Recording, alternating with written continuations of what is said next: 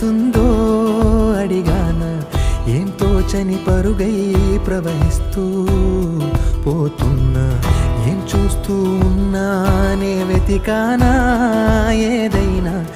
ఊరికెనే చుట్టూ ఏవేవో కనిపిస్తూ ఉన్నా, కదలని ఓశిలనే అయినా త్రుటిలో కరిగే కలనే అయినా, ఏం తేడా ఉందట నువ్వెవరంటూ అడిగిదు నన్నెవరైనా, ఇల్లాగే కడదాకా ఓ ప్రశ్నే ఉంటానంటున్నా, ఏదో ఒక బదులైనను చెరబొద్దు